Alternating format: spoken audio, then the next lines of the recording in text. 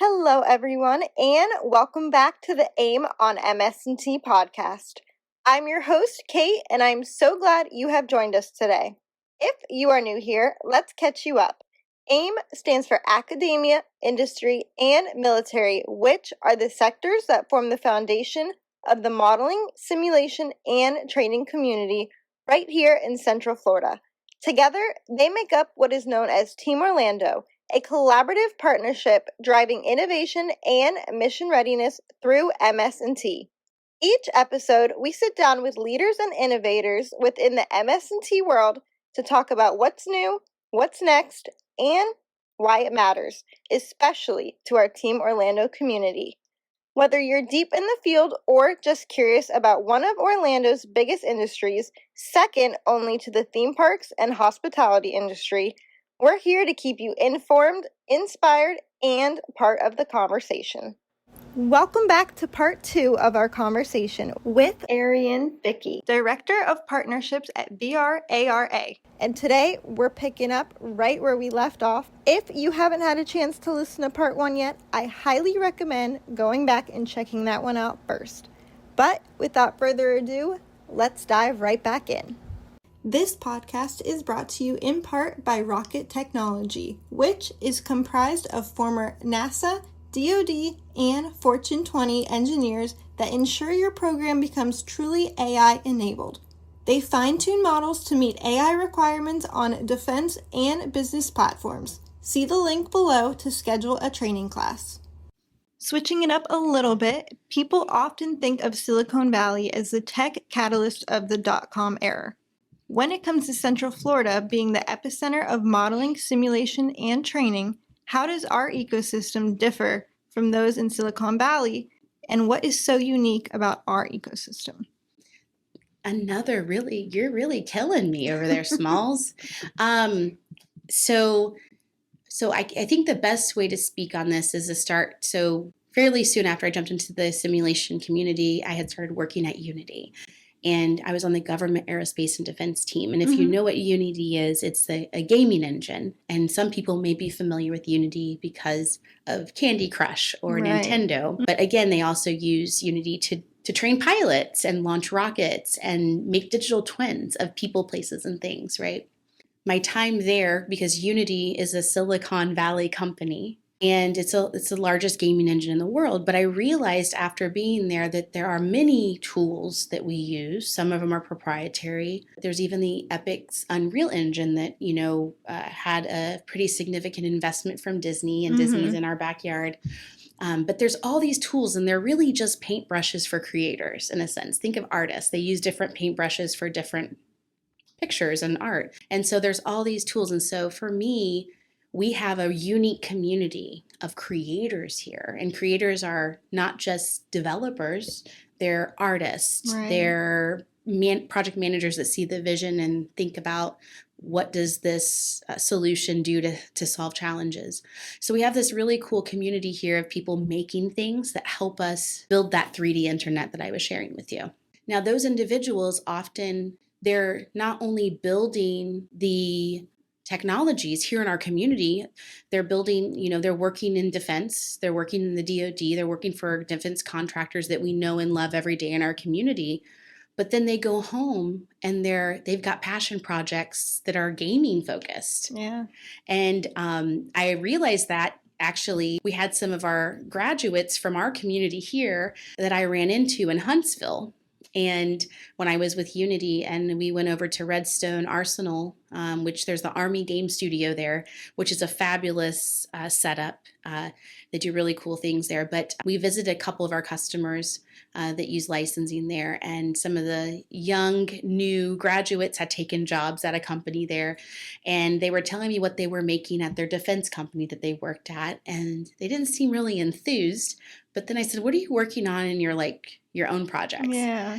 And they just lit up and started sharing all these cool things that they were making. And so that's the coolest thing about our community here, is that they are ultra creative. They can build really cool bleeding edge technologies that solve challenges of the world. But they also put their roots in here and call this home. And I think that not only Silicon Valley, but Austin is a big mecca for technology.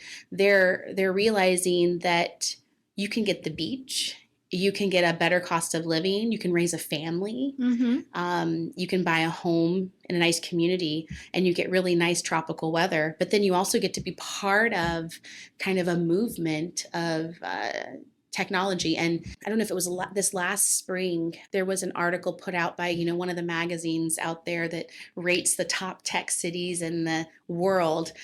And Orlando wasn't anywhere on that. And what really made me mad is that the French president retweeted it. And I'm like, he didn't even fact check this at all, and then retweeted it, because when people who have power and authority retweet something, it becomes real. Right. And so then I took that listing and I took all my data I had, and I took all the stuff I could compile from our community. And when I put it on there with the consideration of what Orlando contributes, Orlando was like in the top 3. Wow. Now, I'm not, I'm not, a professional in that regard. But I think that a lot of things that happen here are very valuable for our community. For sure. But they also impact the global stage of things that are happening. You think about Golden Dome that's happening right now. There's so many incredible companies here that went there to be part of that in Huntsville. And so they're back here making the technology. And every conversation I'm in, we also have UCF here, which is an awesome talent pipeline of incredible individuals who could support these industries. And we know that when we tackle the challenges of space, everything isn't only space, but when we tackle those challenges, it helps us solve challenges at home around sustainability and climate and medicine and keeping people safe. And so, so I do think the community here, I think it rivals some of the top in the world when it comes to simulation and compared to Silicon Valley. As we talk about growth of our ecosystem and the technology shaping it, AI has become a powerful force behind simulation and training. In your view, what are the biggest rewards and challenges of deploying AI-driven capabilities?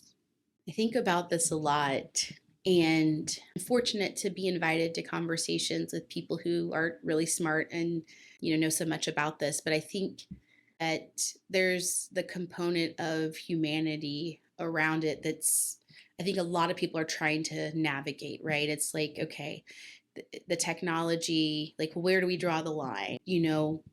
I think the best way to explain this is that I had a conversation maybe a couple months ago with somebody from the XR industry who is a XR pioneer. He is brilliant. He's a global individual.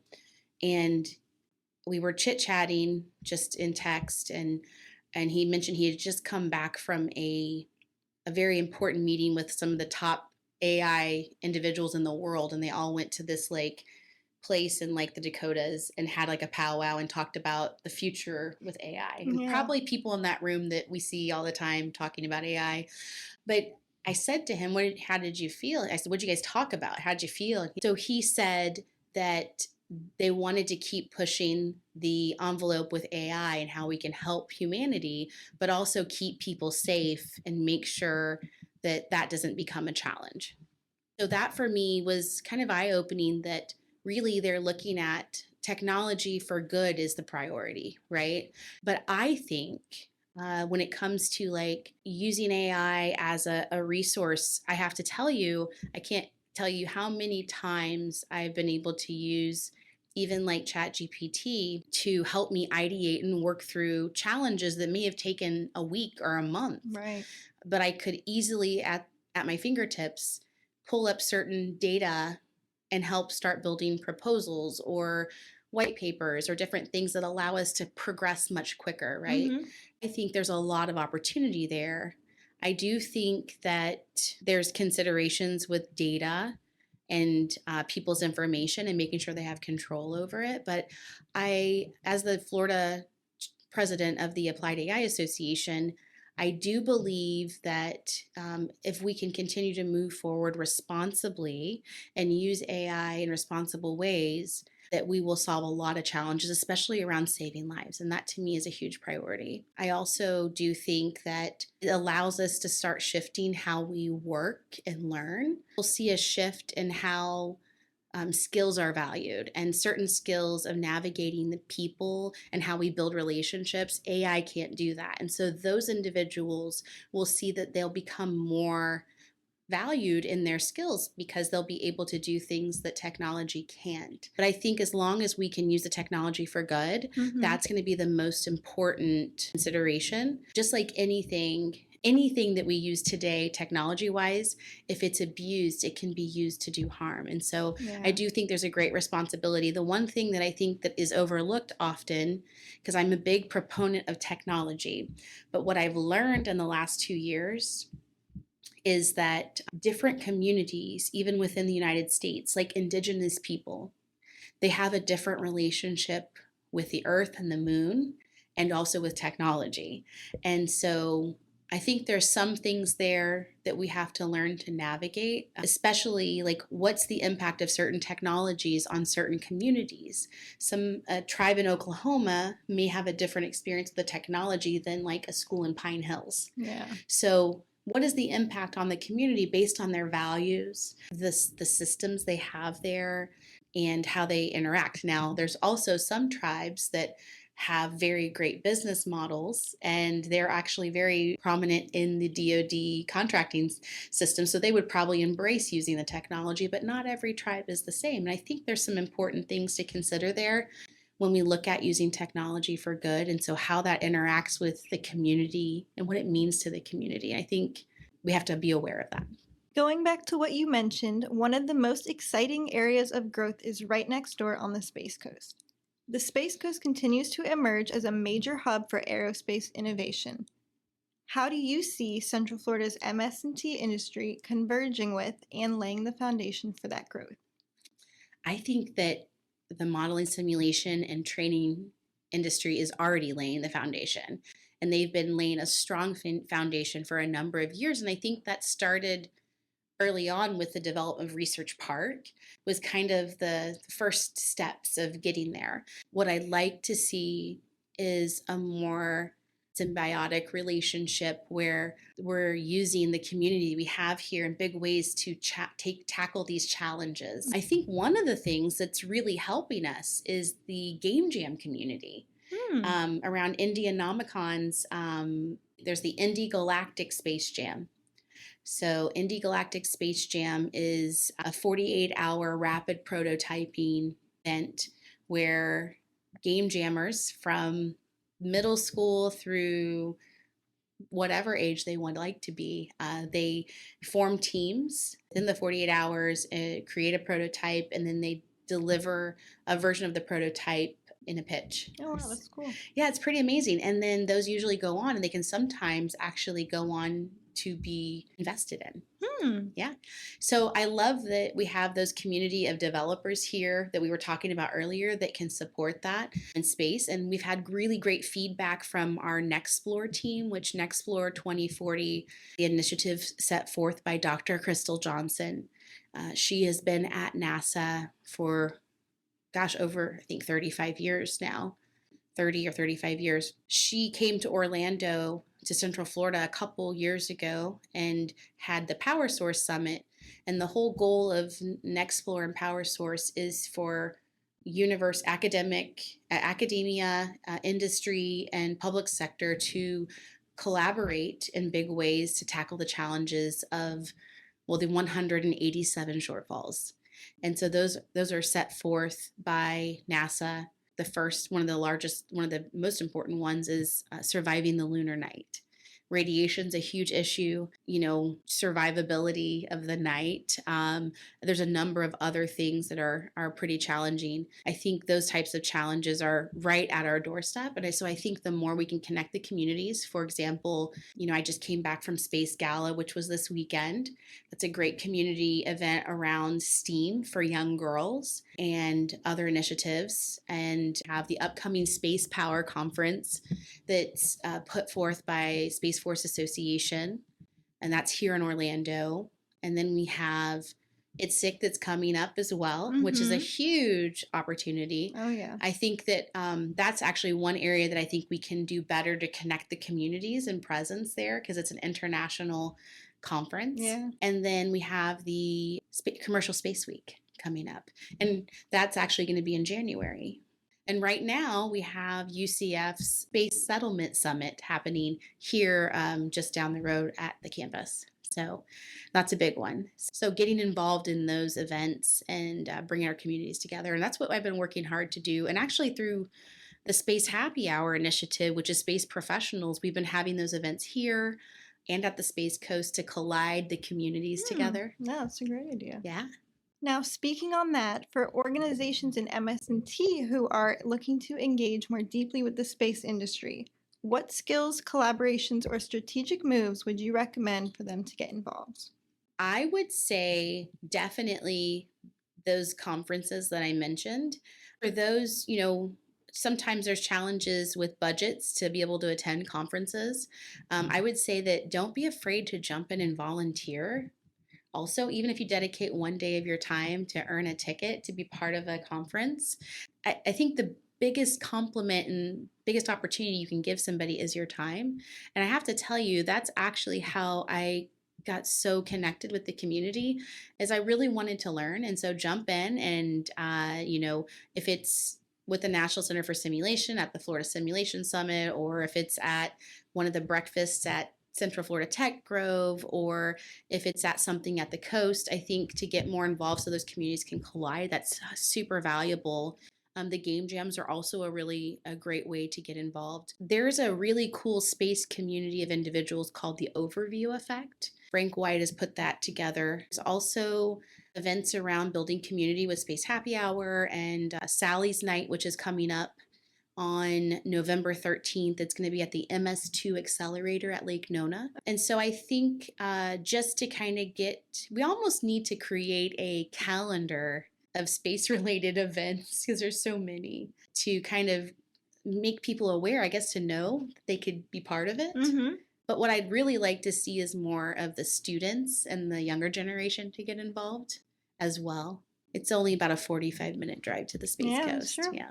Building on your insights into industry trends and collaboration, as you just mentioned, ITSIC is just around the corner. How do you prioritize your time during such a busy and dynamic event, and what advice would you offer to others looking to get the most value out of that experience?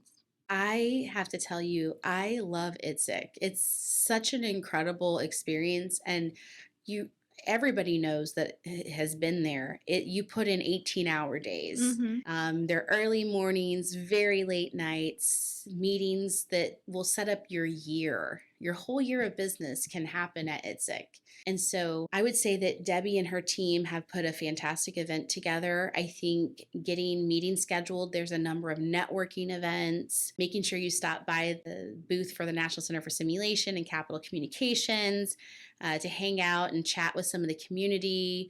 We do have the coolest community around to connect with. And you would be surprised that once you do that, you'll probably meet 5 new friends that can teach you something new. As we come to an end, what advice would you offer someone who is considering going into a similar career path as you? And in particular, what would you tell someone that you wish someone had told you when you were deciding your future career? You've got some good questions, Kate. I think when I think about my path, I did things out of order.